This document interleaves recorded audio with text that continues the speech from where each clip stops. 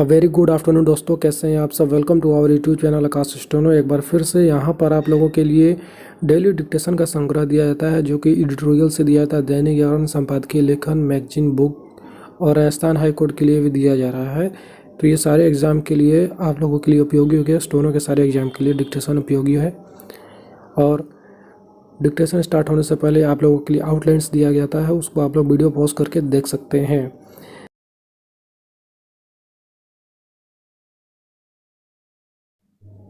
Paper dictation Dainik Jagran editorial का आउटलाइन्स दिया हुआ है, इसको देख लीजिए।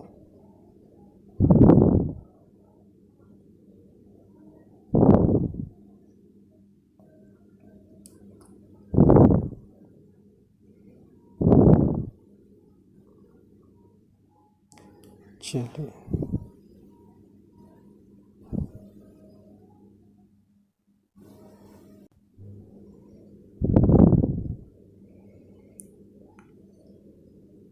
ये संस्कृत कॉलम का है। ऊर्जा जो दिया होता है उसमें ये वर्ड्स दिया हुआ है, आउटलाइन्स।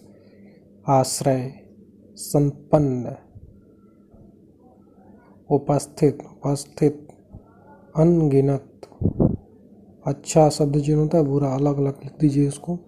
भगवान, वन का शब्द चिन्ह हो गया। ईश्वर का जो शब्द चिन्ह है, ये दूसरा वाला देखिए, ईश्वरीय। सद कर्म वशीभूत, ये सब सिंपल है वर्ड। कुठाराघात, कोपभोजन। नैसर्गिक, नैसर और गस काटे, नैसर्गिक। महासंकट, महा लिखिए और संकट। सृजनात्मक, आत्मक का जो चिन्ह होता है आत्मक, उसके लिए नीचे तम दिया जाता है। पुरुष लिखे अर्थ, पुरुषार्थ। रासायनिक। चलिए, अब मेन डिक्टेशन स्टार्ट होगा आपको 6 सेकंड बाद।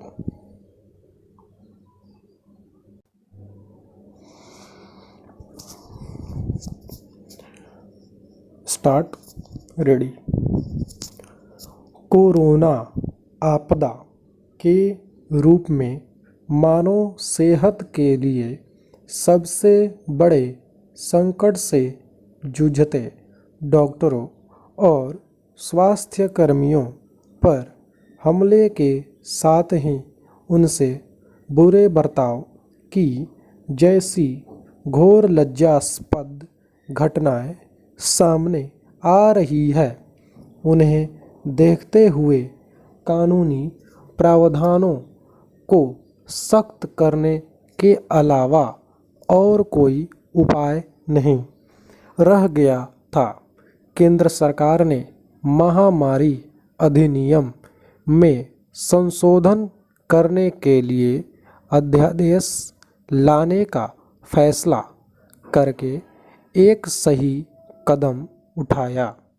ऐसे किसी कदम की आवश्यकता इसलिए बढ़ गई थी क्योंकि एक तो इन घटनाओं के चलते दुनिया भर में देश की बदनामी हो रही थी, और दूसरे अपने पर हमले से हैरान परेशान डॉक्टर इंडियन मेडिकल एसोसिएशन के बैनर तले विरोध दर्ज कराने की तैयारी कर रहे थे।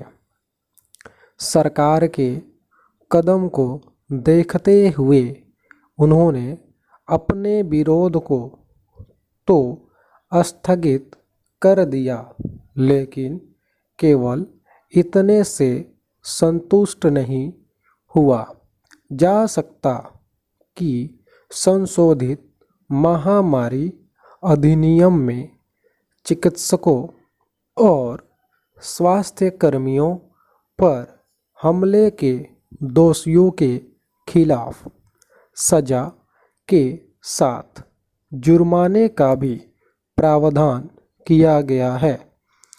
दुष्ट तत्वों को सही सबक तब मिलेगा जब उनके दुराचरण के लिए उन्हें कठोर दंड का भागीदार बनाया जाएगा। एक ऐसा माहौल बनाने की ज़रूरत है जिसमें डॉक्टरों, स्वास्थ्य कर्मियों और साथ ही सफाई कर्मियों के खिलाफ हिंसा और अभद्रता कर रहे तत्व भय खाएं। ऐसा माहौल तभी बनेगा जब राज्य सरकारें ऐसे तत्वों के खिलाफ सख्त कार्रवाई को लेकर अतिरिक्त सतर्क रहेगी। उन्हें अपनी कार्रवाई से यह संदेश देना ही होगा कि डॉक्टरों, स्वास्थ्य कर्मियों, सफाई कर्मियों के साथ पुलिस पर हमले को भी कीमत पर सहन नहीं किया जाएगा। कोरोना के खिलाफ जंग में असहयोग और अभद्रता करने पर आमादा तत्वों का दुस्साहस कितना बढ़ा हुआ है, यह इससे पता चलता है कि वे पुलिस पर भी हमला करने से बाज नहीं आ रहे हैं। वे पुलिस पर तब हमला कर रहे हैं जब वह उनकी मदद के लिए उन तक पहुंच रही है। इंदौर, मुरादाबाद के साथ कुछ अन्य शहरों में डॉक्टरों के साथ पुलिस पर हमले की घटनाओं को किसी गलतफहमी का परिणाम मानना एक भूल ही होगी। ये घटनाएं तो किसी सुनियोजित दुष्प्रचार का हिस्सा जान पड़ती है। इस दुष्प्रचार को रोकने की जितनी जिम्मेदारी शासन प्रशासन की है, उतनी ही समाज की भी। निसंदेह जागरूकता की कमी असामान्य आचरण का कारण बन सकती है, लेकिन इसका यह मतलब नहीं कि डॉक्टरों और मुस्लिम पर हमला किया जाए। पुलिस पर हमले तो कानून के शासन पर आघात है।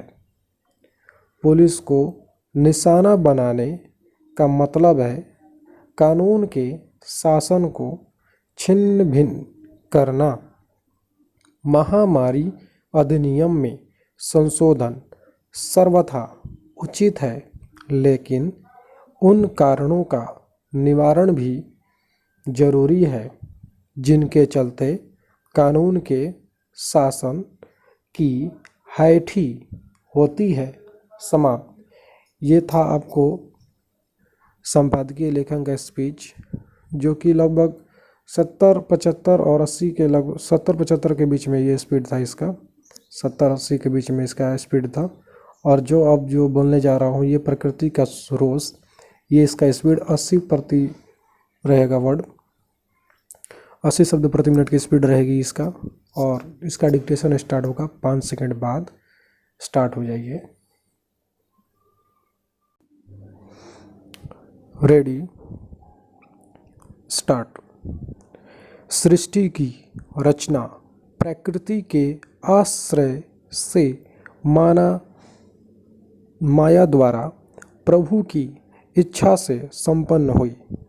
प्रभु ने कर्म का कठोर विधान बनाया, जीवन देकर अनेक विषय उपस्थित किए, अनगिनत साधन उपलब्ध कराए, जीवन के लिए अनिवार्य वस्तुओं के स्रोत भी उत्पन्न किए।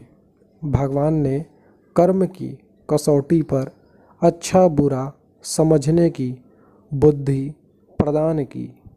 इन सब के साथ उसने मानव की रचना की, जिसे अपनी सभी शक्तियों से सुसज्जित किया। इसे ज्ञान की पात्रता भी मिली। लोक और परलोक को ईश्वरीय नियमों से बांध दिया गया। यही नहीं, पृथ्वी पर मानव की भूमिका भी तय की गई, पर मानव ने शक्तियों का सदुपयोग कम, दुरुपयोग अधिक किया। बुद्धि को अच्छाई में कम, बुराई में अधिक प्रयुक्त किया।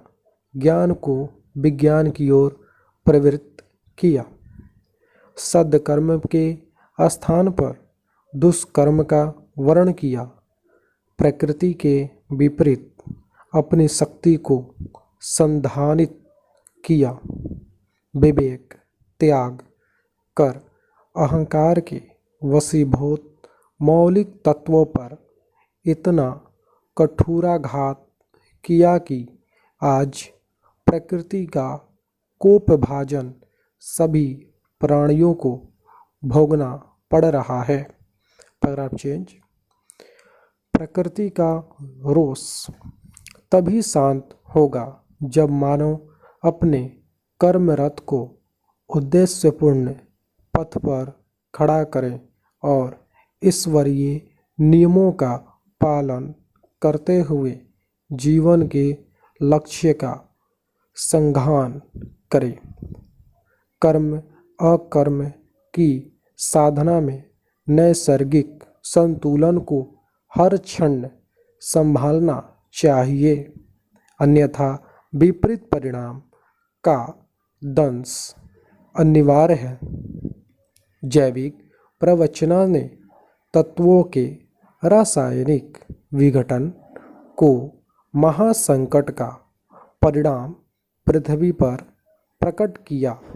इसलिए सावधानी के साथ जीव धर्म या जीवन पद्धति को पुनः अपनाने का समय शेष है।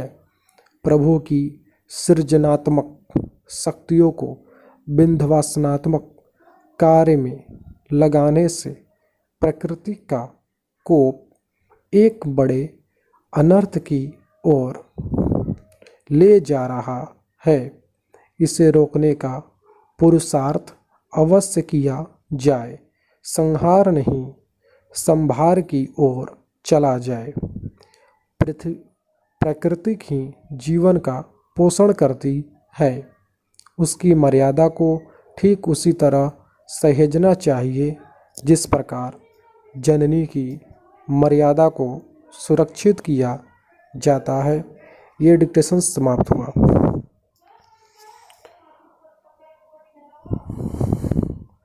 डिक्टेशन अच्छी लग रही है तो चैनल को लाइक शेयर जरूर करें।